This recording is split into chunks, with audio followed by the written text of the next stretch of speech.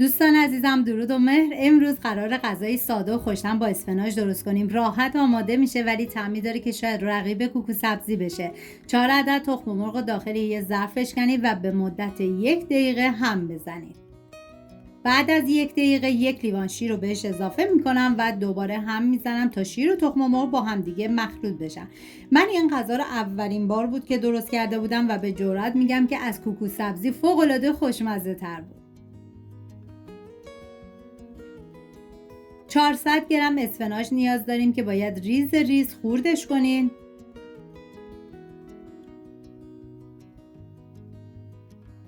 و 2 دسته پیاز چرم ریز ریز خوردش میکنم. این غذا برای 4 نفر در نظر گرفته شده. شما به اساس تعداد نفرات باید مواد کم یا زیاد کنید. من اندازه ها رو هم در طول ویدیو میگم، هم داخل دیسکریپشن نوشتم. این غذا ساده است اما طعمش دلنشینه. بهتون پیشنهاد میکنم که حتما درستش کنید. مطمئنم هر کی بخوره عاشقش میشه.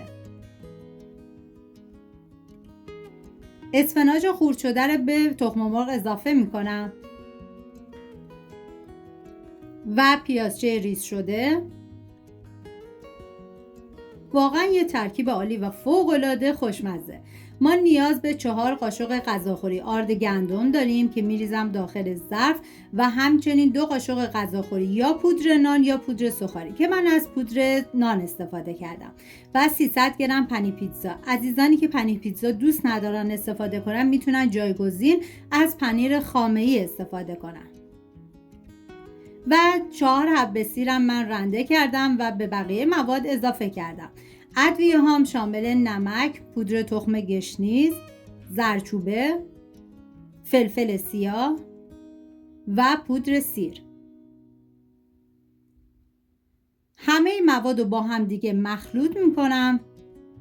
واقعا من هرچی از خوشمزگی و عطر و طعم این غذا بگم کمه. باید خودتون دست به کار بشین، حتما درستش کنید.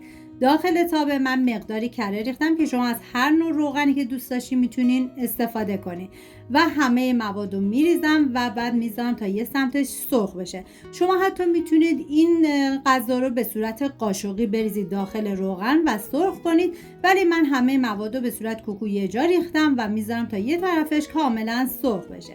بعد از اینکه یه طرفش سرخ شد ببینید باید با قاشق روی سطح مواد بزنید. اگر دیدید که سفته باید برگردونید و بذارید تا سمت دیگه‌ش هم سرخ بشه.